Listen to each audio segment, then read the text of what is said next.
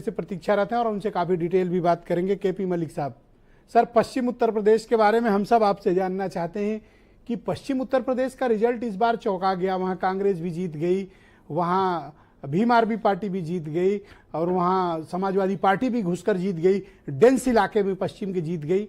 BJP भी कुछ सीटें जीतने में कामयाब रही। पश्चिम ने ये मिला जुला रिएक्शन क्यों दिया? क्या संकेत हैं वहाँ के जनादेश के? देखिए ब्रजेश जी, अगर आप देखें, सबसे अनोखी जीत मुझे नगीना पे दिखाई दे रही है, जहां भीम आर्मी के चीफ चंद्रशेखर जीते हैं।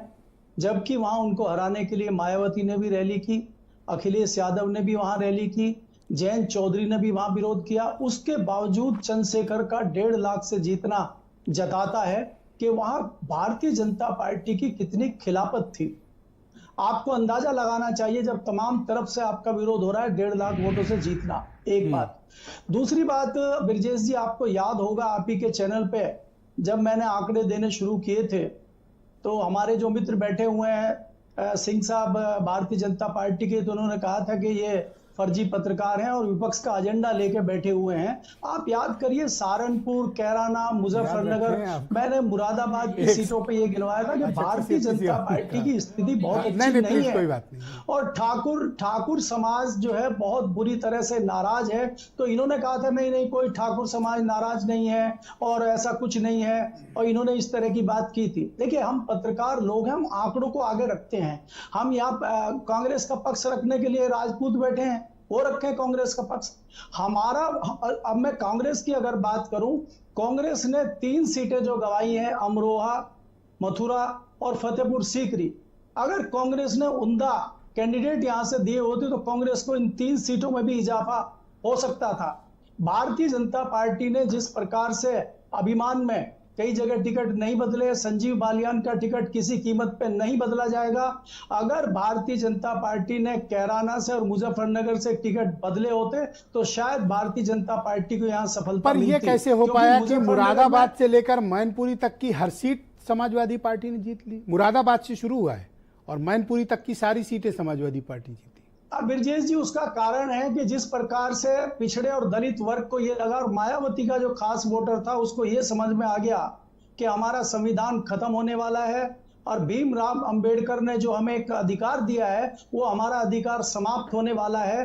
तो वो बहुतायत में भारतीय जनता पार्टी को छोड़ के, जो पिछली बार भारतीय जनता पार्टी एक और महत्वपूर्ण सवाल है सर, जिसका जवाब लोग जानना चाहते हैं और कल से इस पर डिबेट चल रही है कि आरएलडी अपनी 2 तो जीत गई, बीजेपी के साथ तो कांड हो गया।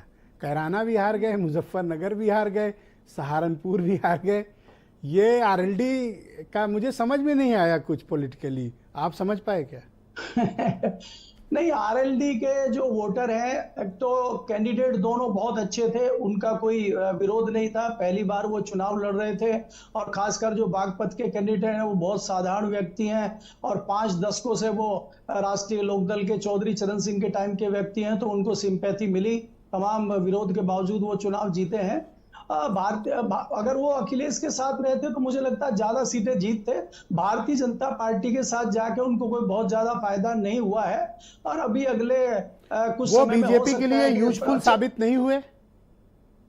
नहीं, भारतीय जनता पार्टी को उनका कोई फायदा नहीं हुआ। एक्चुअली ये मुजफ्फरनगर फायदा उठा के निकल गए। संजीव बालियान है, संजीव बालियान चाहते थे कि उनसे उनको कुछ फायदा हो जाए, इसलिए निजी तौर पे उन्होंने जी जान लगा के उनको लिया था। अच्छा, एक लास्ट क्वेश्चन, अपना फायदा नहीं, लास्ट क्वेश्चन, उनका फायदा कर गए जी।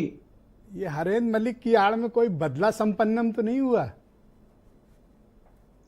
नहीं, ऐसा कुछ नहीं है। देखिए, हरिंदर मलिक के अलावा अगर वहां पे कोई दूसरा व्यक्ति भी होता तो वो भी जीतते, क्योंकि संजीव बालियान की पिछले 10 साल से एंटी कॉम्बेंसी बहुत थी और खासकर जिस प्रकार से उनके ऊपर आरोप लग रहे थे कि ठाकुर समाज के 2 गन्ना मंत्री सुरेश राणा और संगीत सोम को हराने का काम उसने किया था, तो ठाकुर कम्युनिटी उनसे बहुत ज्यादा नाराज थी। इसके अलावा बच्चे राजपूत आज देख रहे होंगे, आपकी बात सुन के भड़क जाएंगे। अब रुक जाओ, वीरेंद्र जी भी आ गए हमारे साथ। भाई इलेक्शन हुआ था उत्तर प्रदेश पे, एक सेकंड और लूंगा बस ब्रजेश जी। भाई इलेक्शन हुआ था खतौली की सीट पे, वहां सैनी समाज भी अंत में उनसे नाराज हो गया।